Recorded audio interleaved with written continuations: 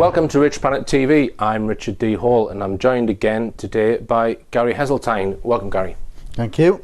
Now, Gary is a former police detective and has devoted much of his life to UFO research, and we're going to discuss on today's show one particular case which took place in Brazil in the 1970s. And this was a case where the military were involved because the members of the public were reporting some very strange phenomenon, and they were actually being harmed by beams of light coming down from the sky. So if we can just first mention where this took place, Gary, and when, what part of Brazil was it? It's in the northern corner, in the what's called the Para region, state of Para, in the northern region of Brazil. And basically what you had, it's at the mouth, it's a small island with a town called Colares, which is at the mouth of the Amazon. Right. And basically it's a pretty rural fisherman kind of community, but basically the local people started to report that they were being attacked by beams of light shone down by flying objects, UFOs, that we would refer to. And basically people were being struck by a beam of light, sometimes multicolored light, but it was generally in the area of the breast area on men and women, and also the neck, and it was producing like a puncture wound. And I think you've got I've done an image of one of the actual, it looked like a bite, but it actually wasn't a bite. But there is in the package that I've given you, right, yep, in the images down there, I think there's a large image of the back one there, this one here. Yep. Okay. Right. So this is an actual photograph of one of the wounds. Now this began occurring in the August period of 1977. So this is a long time ago, but this is arguably one of the best and most evidential cases anywhere in the world, and yet other than a few dedicated researchers, there's not really that many people are aware of this case or its possible strategic importance, for the simple reason is what happened was, as a result of all the people coming in and complaining that they've been attacked by these beams and which were causing injuries, obviously the people then went to the local doctors, and a Dr. Wellade of Carvalheiro began treating these people, and she treated about 80 victims during this several month period, I think a 4-month period. She treated about 40 of the 80 victims. Now 2 people actually were reportedly died of these injuries, but she treated many of the people with these kind of very similar injuries. Now, and she too herself, after being initially very skeptical of what people were telling her, i.e. some light in the sky shining a beam down, she was obviously naturally skeptical and looked for a logical explanation. But she too herself one day witnessed the beams coming down and people being attacked, so she too became a witness.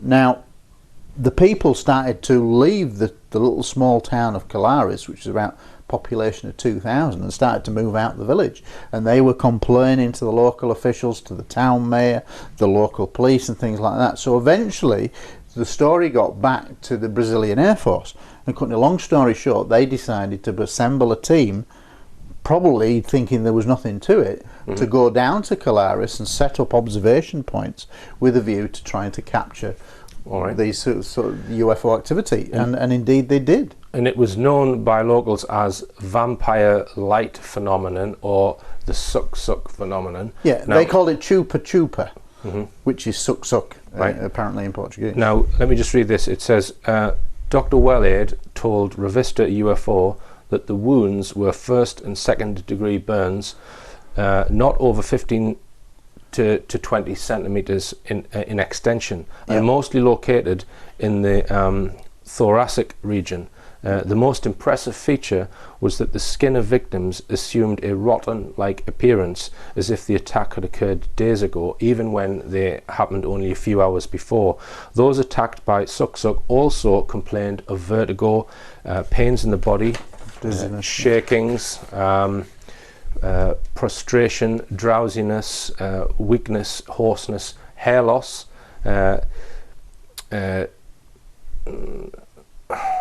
the scaliness of the injured skin and frequent headache. It seems those lights took not only the blood from victims, but as detected also their vital energy, because they had no more forces to do anything. So it was draining them of energy. Yep, yep. And it was, so these beams of light that were causing these injuries, it seems, were taking blood from the victims At the same time, which Right. is a bit bizarre. So were any, I mean, did the doctor actually find any loss of blood in the victims? Are we talking large amounts of blood? Not that I'm aware of. Right. Not Okay. that I'm aware of. Now, let's come on to the craft themselves then, Gary, or whatever these beams were coming from.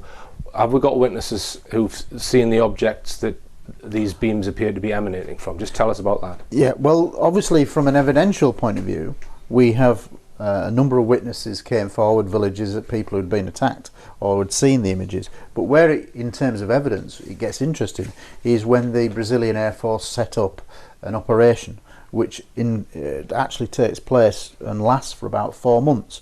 And basically it was under the direction of Captain Hollander, Orangi Hollander. And basically he went down with a team of Brazilian military, and they set up at various observation points. And during this 4-month period, they saw multiple UFOs craft coming in close proximity. And some of the documentation that's released, if you look in your pack, and I'll refer to a couple that you've got examples as well. We're talking about absolutely very detailed drawings. These would be by the military people, the witnesses involved. So for example, looking at the camera there, this is clearly a triangular craft showing appear to be 3 beams of light and its movements. Another one here where you're looking at real structure of objects seen as described by military. So this one, it looks like a classic saucer shape. Absolutely, you know, but and there were cylindrical objects seen, all shapes and sizes. right. Now I would say it's possible, but I don't know this for sure, that let's say that the UFO, this disc-shaped UFO, is maybe something non-human, but maybe the triangle, maybe that was some covert aircraft chasing them. You think, or well, no. I think some of the sightings, as reported by the military, are really detailed. And there was a program put together called UFO Files, which deliberately centered on the military, because how this became really well known is when A.J. Javad, the Brazilian researcher, and his friend Marco Petit became aware, they were contacted by Captain Hollander some 20 years after this had occurred, who then went on camera, on video, to say that this incident had actually had occurred. And he went on to say that they were there for 4 months, and then suddenly, just as they were getting loads of great information, videos, they were taking cine film of the UFOs, close proximity, hundreds of photographs, the operation was pulled. And it was Right. Operation Prato, Operation Plate, but basically the operation was pulled, and he doesn't know why. But the interesting thing from that is that the documentation pretty much has been released. A.J. Javad presented something like a 300-page report on the actual military witnesses who've done detailed drawings, who've gone on the record at the citizens' hearings in April of last year, 2013. But they then had a meeting, I think it was in May of 2013, and sat down with the Brazilian Air Force on an official basis. Right. Now we'll come to that in a second, Gary. We're just going to go for a short break. More about Operation Prato after this.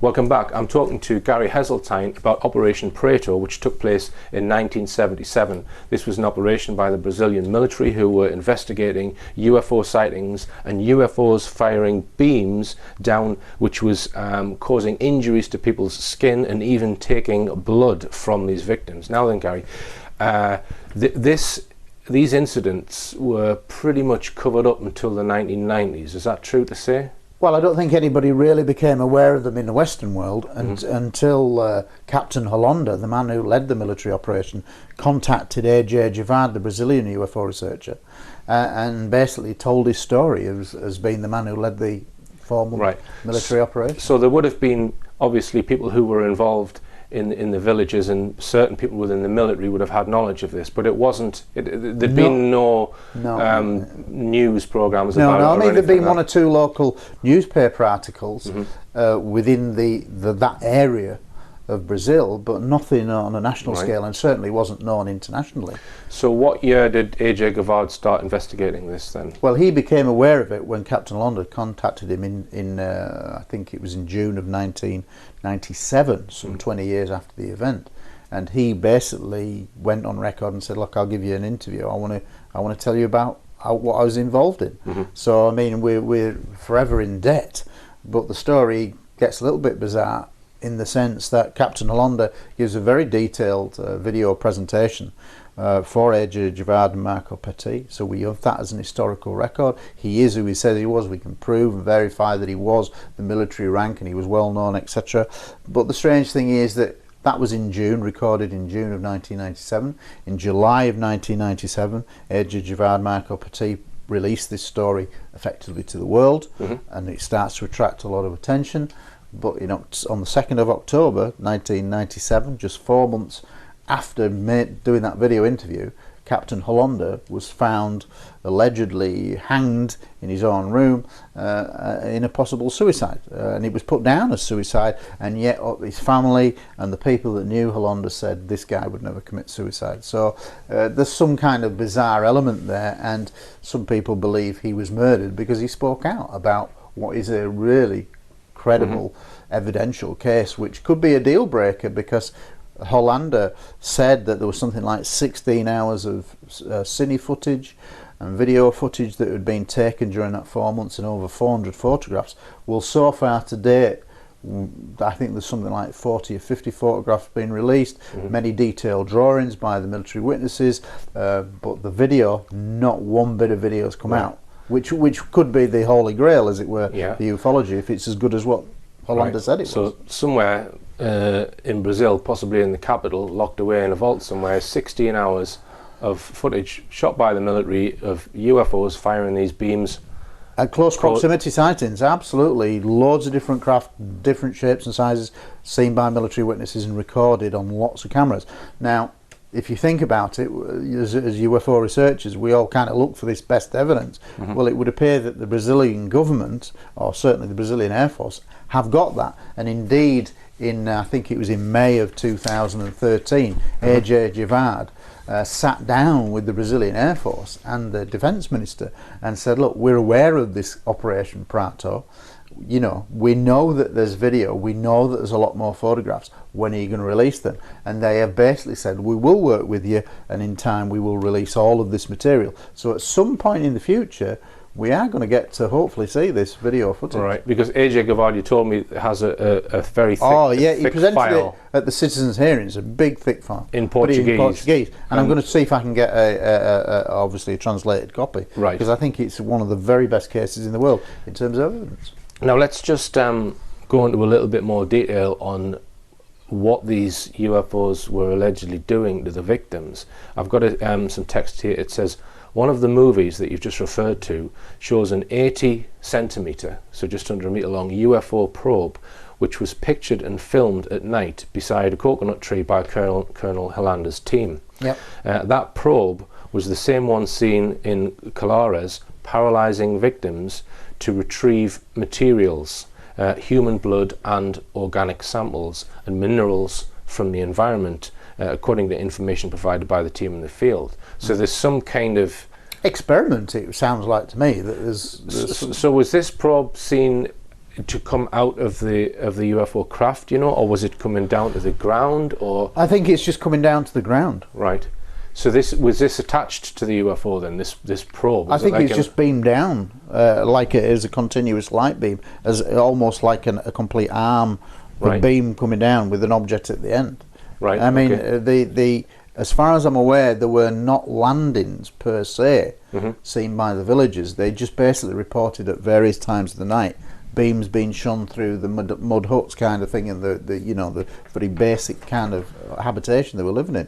But certainly the military saw craft of many different sizes, and it's clear that this was some kind of, to me, experiment or surveillance of some kind. It's more than surveillance, because if surveillance by its definition means you're going to look at something, well, these aren't. This is an interaction where they're trying to retrieve something. And obviously it was for a reason. If there's blood going, if these injuries are displaying strange, like the showing deterioration within hours, that is usually days, that's odd in itself. So it implies that there was some greater meaning to this series of events. And it might tie up with the modern day animal mutilation phenomenon, where we see these surgical holes in bodies, and we also see exsanguination. Exsanguination is a common thing in animal mutilation. Absolutely, and I who knows what the real reason for these attacks were, but it clearly seems to have got a methodology, and certainly that, you know, people suffered a whole series of symptoms, and so obviously where blood is going, you've got to start thinking of, well, this is advanced technology doing something to the human body. Why? Is this part of an ongoing program for some kind of genetic manipulation? Who knows? But clearly there is something going on that was causing physical effect. Now, in Brazil, I'm reading here that it was under a military dictatorship at that time. Is that right? And was there any influence from the US military, do you know? I don't know, but there's an interesting tie-up that quite recently in UFO Truth magazine, Tiago Tichetti, who's one of the Brazilian columnists, and also writes for the Brazilian UFO magazine with J. Javard, he basically tells of a similar kind of story where two local people came across a craft that just contained two creatures. One that was clearly of a more animal type, and the other one was a more grey type alien, and both were recovered, and then it was all kind of covered up. Now there's a similar tie-up to that, because Tiago Tichetti later learned that the Americans did have a hand in involvement in that and turned up at that particular case in terms of officials. So I would suspect, as you know, as we've often talked about before, America, the most secretive government in the world, clearly the lead on the subject in the world. If there's any major case, the Americans turn up. So I would think that almost certainly the Americans turned up at Colares and had some involvement. Maybe were involved in the reason why it was pulled, because they were gathering too much good evidence, I would think. And if anyone's seen my film, UFOs and NATO, it appears to be that the Americans that were in charge of mutilated human beings that were allegedly discovered on Brecon Beacons and in other areas of the UK. Yeah, and I think there is a Brazilian link there to a case where there are some colour photographs allegedly of human mutilation in Brazil. So this isn't a million miles away from what we're talking about. I've got a map here, Gary. I mean, this is northern Brazil where this case took place, and we are, you know, maybe, well, it is the same country, but it's over 500 miles away.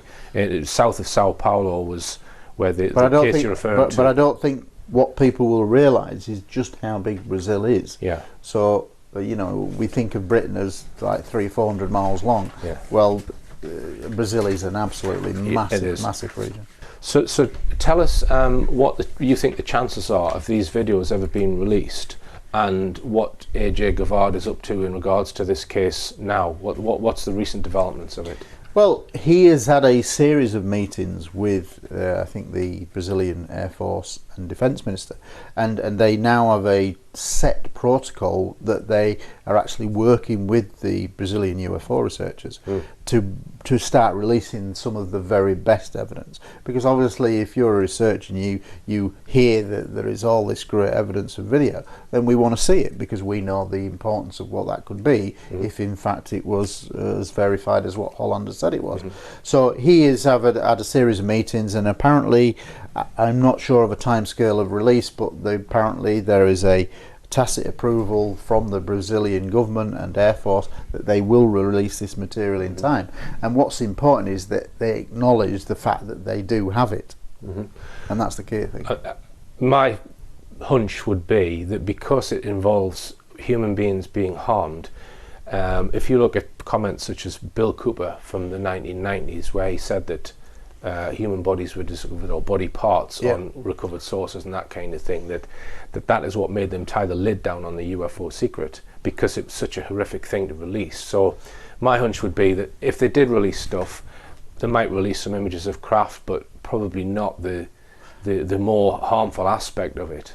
Well, no, and it's an emotive thing, really, because if you think about it, it is a terrifying thing if people are dying, if people are getting mutilated and bodies are turning up all around the world, then this is not something that governments or the Americans say would want to openly get out there, because there is the element of panic there. This is raising UFOs to a completely different level. There's one thing, craft being seen in the sky, but there's another thing if they're hostile. And if you think about the American take and the British MOD stance, which is they're of no defence significance, which in reality I've always interpreted, and what they've actually said is because they're not hostile. Well, this would be the actual opposite. They are hostile. If indeed there are human mutilations, as case in the Brecon Beacons, if that was indeed real, and you believe that it is, then that case would prove that there is an hostility to the ET presence. And that it would change the whole dynamic. But the whole thing becomes classified. Absolutely, and you could argue in some ways that there may be reasons not to panic the public about that, genuine reasons. So you get into when people are dying, and there is a hostile threat by one or more species, then it does change the dynamics, because you can understand why it would be classified. But the fact is, I think the public still need to be told. All right, well, thanks for that then, Gary. We're going to go to another break, and after the break we're going to talk more about ufology. Welcome back. I'm talking to ufologist Gary Heseltine, and Gary runs an online magazine called UFO Truth. And just tell us where you're at with that at the moment, Gary. Well, you should know, because you write for the magazine. Right. You're a regular columnist. You know exactly where we're at. We've just celebrated the 6th issue, which is a bi-monthly 96-page magazine, with an actually 120-page anniversary issue. What's really good is that the magazine is going from strength to strength. Obviously, there's many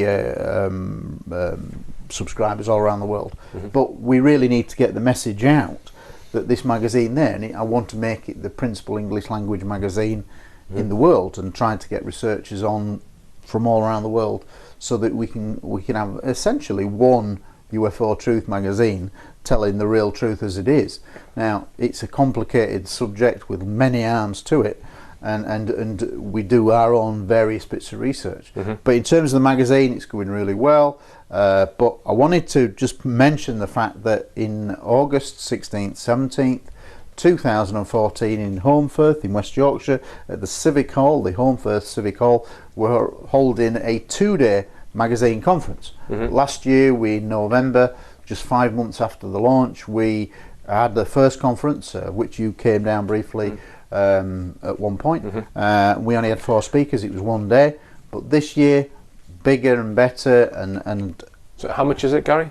This is £20 per day, or you can get a £35 for 2 days ticket. All available via the website www.ufotruthmagazine.co.uk. But this year we've got international speakers. Last year it was domestic speakers, but this year we're having the likes of Robert Salas, who was obviously former captain in the US Air Force, who was involved in the military silo Minuteman missiles that were affected by UFOs in the 60s. So he's a very important guy, truth-wise. Mary Rodwell, expat Brit, now living in Australia, but she's one of the leading people in the world dealing with contactees and experiences, and has her own organisation, ACERN.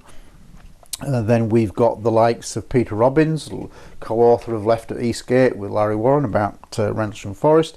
Also was a witness at the citizens' hearings. He's coming across from America. We have Pia Knudsen, who's one of the regular columnists from Denmark, who I've met several times now, and she's a dedicated researcher doing very good work in Denmark.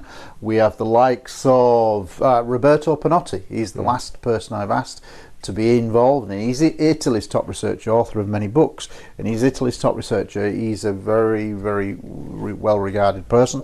So he's coming over, and then there's the UK element. In fact, there's a certain Richard D. Hall has agreed to speak there, and that's back permitting, obviously. I probably will be carrying on from the film UFOs and NATO and updating people on the research of that particular film. So. Yeah, I mean, it's an important subject. It's not one that many people will be aware of, and it's important that we get that truth out there. And I do believe that there is retrieval teams all around the world, and I do believe that special forces have got at times used to do certain things, and it seems perfectly plausible that if there are animal mutilations, that there are human mutilations. I think there is a case there, and we shouldn't hide away from it. It is all part of the truth, and certainly the witness, your source, who we've spoken to privately, I believe your source is good, so it's a story that needs to be told. So that's good. Obviously, Alan Foster, who's a regular columnist for the magazine, and Steve Mera, regular columnist. So it's kind of like all the people who are writing for the magazine, and obviously myself, and I think there's Larry Warren coming down as a co-host, because he's obviously well known, and he's a good convivial, entertaining speaker in his own right. All right. So what about if people wanted to stay for the 2 days? Yep. What is there any accommodation? Yeah. I mean, basically, they would order the ticket. If you go to the magazine website, there's obviously a subscriptions page, but there's also a conference ordering facility. You pay via PayPal. You can either do the one ticket or get both days for $35. There's various options, and basically you then will be sent an electronic ticket closer to the time, which will give you venues to look at in terms of accommodation, and obviously car parking, etc., etc. Right. Okay. What I can say is, so far we're about 3/4 of the tickets have sold. Right. So basically, if you weren't aware of it, then I suggest that you have a look at the website and get ordering soon. Right. And what's the capacity of the venue? It's 120 seats per day. Right. Okay. Now, Gary and I have spoken at length about how this subject is represented in the media, and in particular the mainstream media, and because clearly we don't think that researchers such as yourself and honest researchers into the UFO phenomena are represented properly in mainstream, and in fact situations can be concocted in order to trap people to show that their evidence isn't good evidence. Not only that, we have, in my opinion, the non-mainstream field, the UFO research field, in my opinion, has been poisoned with a lot of researchers who I don't think are genuine researchers. They're there to confuse, they're there to mislead, and they're there to put out spurious, non-evidenced fantasists, shall we say, and I could name them, but I'm not going to name them just yet. Because I'm gathering more evidence on them. But in terms of mainstream, say, entrapment or trying to twist the facts, you've got a few thoughts on that, Gary. Can you just enlighten us on that? Well, one of the scenarios that I can see, certainly for mainstream, and at various times I'm contacted about, can you get involved in making a documentary, say for Channel 4, Channel 5 or whatever, and it's going to be about abductions and ufology. Well, one of the things that I foresee happening as a twist on a TV programme, certainly for mainstream terrestrial, is that they could attempt to create a false abduction scenario, i.e. an actor basically says, yeah, I've had this, and then it comes across to me as real or to other researchers as real, to try to reel us in. They provide information that says, I've done this, blah blah blah, and they want to see how we research it. I can certainly see that as a scenario, but and the reason why I see it as a scenario is that I can see a TV company trying to dupe well-known researchers, certainly about the abduction phenomena, which is obviously loaded, and unless you've got implant evidence or something like that, or marks on the body, it's often word only. So with the abduction phenomena, what I can foresee is that a TV company at some point may try to set up well-known researchers with a false story to try to reel them in, as if to say at the end of the programme, these researchers fell hook, line and sinker, just accepted everything that the alleged abductee was saying, and they were duped, because we can now reveal that this was an actor, and so this is what the abduction phenomenon is. And I see that as a possible ploy.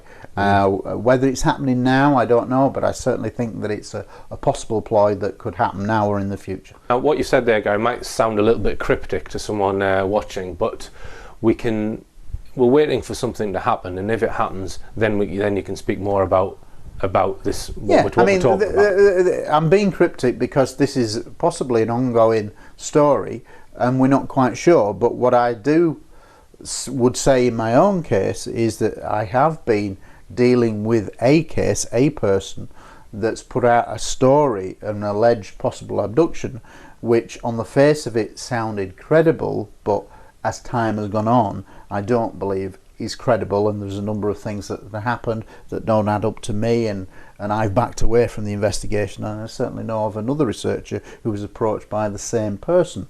So whether it is a ploy, I don't know, but what I would say is that in mine and the other researchers' point of view, we both got cottoned on to what's going on, and it feels like a bit of a setup. Right. And you think that there's a chance that if it is a setup, it's possibly being set up by a mainstream production which may be coming on TV in the future, but you don't know that. No, I've got to be very guarded, but my suspicion is that somebody's tried to set me up, and another researcher as well. Might be completely wrong, so therefore I'm not mentioning the company. It would be wrong to do so, but time will tell whether this is true or not. Right, okay. Join us after this.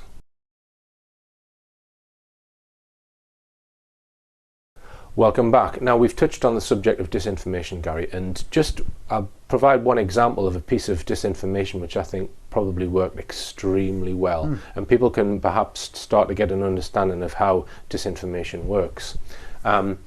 Many people are aware of the alien autopsy. There was a film in 2006 which featured Ant Dec, and then also the 1994 video made by Ray Santilli of this alleged alien autopsy, which was shown at particular UFO conferences first. It was put out as real. Big song and dance. We've got this alien autopsy footage, and it was proven to be fake. However, if you look at people such as Philip J. Corso and another chap who I'm going to talk about in another show called Edgar Fouché, they had information or intelligence in particular documents about an alleged autopsy. Because if you research the Roswell story, there's vast amounts of concrete evidence that Roswell was a real event. Oh, absolutely. It freaked out the military in the United States at that time. A cover-up was ordered. It was and almost certainly, had they recovered bodies, which we do believe that they did, they would have done autopsies, because they would have wanted to know the physiology of these aliens. Yeah, that's what we would do. And there was allegedly 4 or 5 beings that were identical. Yeah, absolutely identical genetically, I think. Various characteristics. I think they were about 4 feet tall. Now, there's a lot of testimony from people like Corso and others, Glenn Dennis, who worked at the morgue, people like that, and there's the nurse's testimony.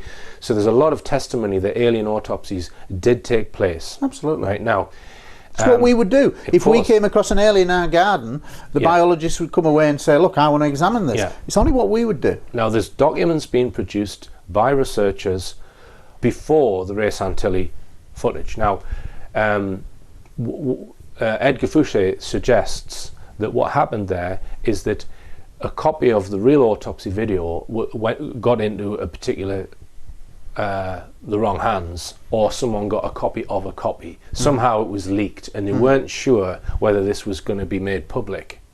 So what they did, they sponsored and paid someone to make a very close copy with a fake alien, and put in several things which would make the thing debunkable, which people could say that it's not genuine because of X, Y, and Z. So they put those things in so that if at some point in the future that video ever did surface or detailed testimony came out from a credible whistleblower, they've completely poisoned the case. No, I absolutely agree with you. I think the alien autopsy Ray Santulli footage was a classic piece of disinformation to muddy the waters and to divert people's attention from probably the real story of Roswell, etc., and the fact that there probably had been real autopsies. The disinformation works tremendously well, and what the public need to realise is that whenever we talk about UFOs, we should always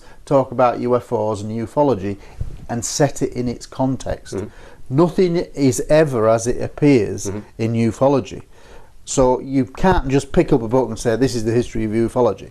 There are many different layers because this is dealing with things that governments and certainly the Americans do not want the public to ever really know what's the best evidence of what's gone on. So I think that those people who got involved in the Santulli footage was a deliberately ploy, disinformation to actually kind of like rubbish the whole thing and trivialize it in the media. As they say, the best lie is one that is very close to the truth. Oh, absolutely, it's a fine line. Yeah.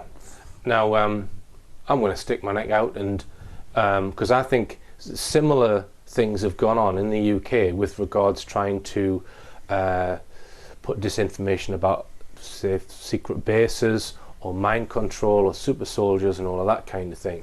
And one claim is that there is an underground facility at a place called Peasmore. Now this has been put out by one particular researcher who I won't name just yet, but I've done my own investigation into that area, completely separate from any claim.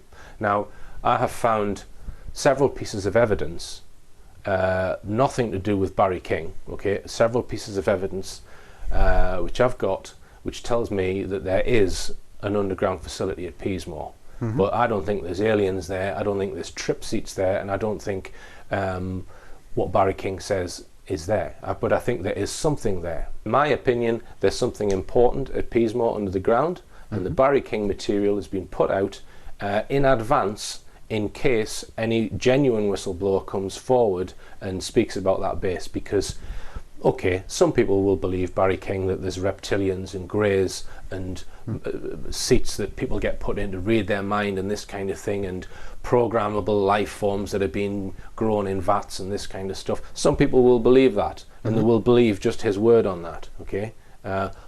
Most people won't believe it. But if a whistleblower come out talking about a base at Peasmore now, a credible whistleblower, a military whistleblower or a scientist, their information would be laughed at because the Barry King story is already out there and it's on the internet. And it's similar to the Ray Santulli disinformation. Yeah, no, I think it's a classic disinformation tool, is that if you're really worried about a particular place, a particular story, you put out a cover story to muddy the waters. And if you think about Rendlesham Forest, that's exactly what we think has gone on, is that the interrogations, that the Larry Warren story, Colonel Hull has always said that Larry Warren was messed with and that he was implanted with a false memory. Larry Warren absolutely believes it. I've talked to him and he absolutely believes it.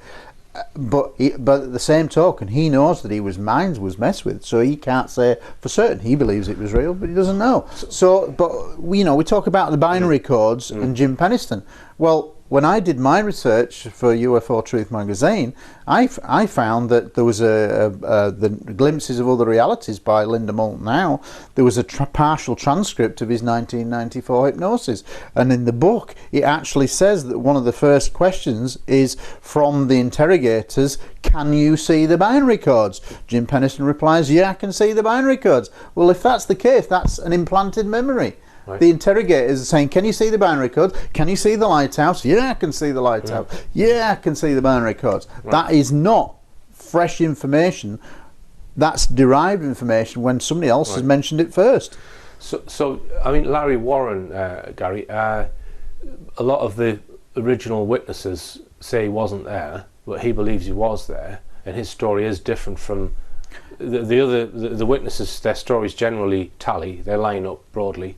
Yeah. But his doesn't. But his scenario is complicated, and I do believe he was there. I do believe he was at peripheral post, and I do believe he was brought into where a lot of the people were waiting in a clearing, ready to go forward. Holt's team goes out, and I think then Larry gets involved in something. He gets interrogated several times, so we know that he's messed with. We know that Peniston was interrogated, given truth serum, that kind of thing. But there's people like Adrian Bustinza who partially back up what Larry will say. There are people who, like Steve LaPlume, who will say that Larry was there and this Capel Green scenario happened. The real question is, and rather than point fingers and say you're lying like that, for me, the Rendlesham Forest story is all about everything, and the good bits, the bad bits. You can't just like the bits that you like and miss the bits that you don't like. It's the whole story, and really, for me, all of the witnesses should really be working together and just saying, "Yeah, I might not necessarily agree with your part, but you're a part of it." So in order to get Larry Warren to twist his testimony, let's put it that way, and mess with him, what do you think they've done with him? Holt has always gone on the basis that to negate the impact of his night when he's out with his team, that the Larry Warren was implanted with a false memory that was so fanciful. The beings, the meeting, the general, the Colonel Williams were floating outside kind of entities, translucent entities. But it was like so fantastical that it would negate from in a sense, the quality of what Holt was saying, who was a senior officer.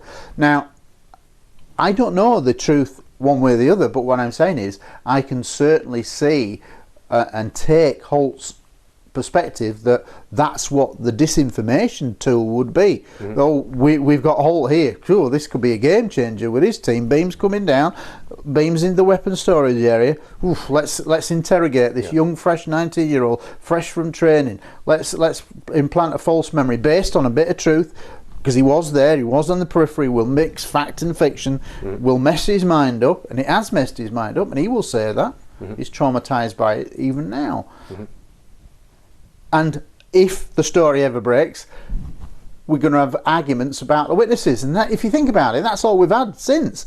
You've got different parties arguing with each other. But now we've had the binary code revelations in 2010 from Jim Peniston, which I feel very suspect about, because it just doesn't seem to me credible. After 30 years, you're going to hide this and then suddenly tell somebody. The one person for me who we should have told, who we could have told, was John Burroughs, who was with him in the forest. So when he says, who do I tell? I couldn't tell anybody. Well, he could tell John Burroughs, and he never did until October 2010. That, to me, as a detective, doesn't make sense. So, and when I look at the hypnosis transcript, for me, that when somebody says, "Can you see the binary codes?" first, then that's somebody introducing the subject to binary codes before Peniston voluntarily says, I can see the binary codes. It's like he's being led. Information is being pumped into it. So it could be disinformation too. It might be true that an extraterrestrial or non-human civilization would use binary codes. I personally doubt it. So what were the binary codes allegedly saying? Well, basically, the program was made for Ancient Aliens, and this is what they referred to when it came out at the Woodbridge conference in December 2010. And they were limited what they could say, but what the documentary went on to say is that their particular binary code specialist had looked at, I think, 6 pages of what was, in fact, 16 pages of binary. But it depends on who you're talking to. Sometimes he'll say it's 12, sometimes it was 14, so 6, which again, I think I'd know if I'd wrote 16 pages, I'd know it was 16 and always say it was 16, not 12 or 14. But the binary code specialist that the Ancient Aliens program used said that there were 7 locations, geographical coordinates around the world, including one, High Brazil, which is a mythical island off Brazil, off Ireland. So do you know, you see, if you're going to interpret binary code into something understandable, right, you have to, how it's done on a computer is it's put into 8-bit ASCII code, right? So did Did he convert it into ASCII? Do you know? I believe so. I mean, he was apparently a binary code specialist, and I'm not. But it was basically planetary advance, like a continuing study. And Jim Penniston believed it was time travellers from the future. But just, are you sure it was ASCII? Because no, I'm not an expert. You're right. It might not have been ASCII, because if it was ASCII, there's no way. There's no way an extraterrestrial is going to be working in ASCII code, because I don't know. I'm not a binary code expert at all. Right. Well, maybe I should look into that and find out. Yeah, I think you should. And then add it in, because. But in the end, what I'm saying is, he made inconsistent remarks, Jim Penniston, and until his police pocketbook was given to independent researchers who could check the age of the paper for those 16 pages and the age of the ink to verify that they were 34 years old, etc.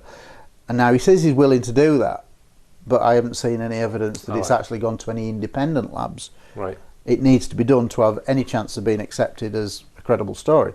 Because if it was in his pocketbook from 1980 and he could prove it through the quality of the paper that it wasn't added and it was the ink, etc., then it would add more credibility to what he was saying.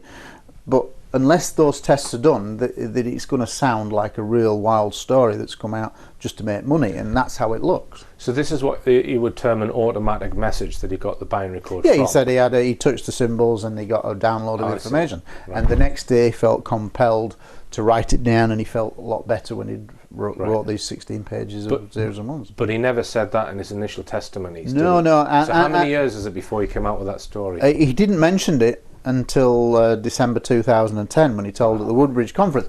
However, the conundrum in all of this is that he was interviewed in 1994 and binary codes are talked about in 1994. So to my mind, how can he in 2010 stand up in front of the audience and said, I didn't know what they were?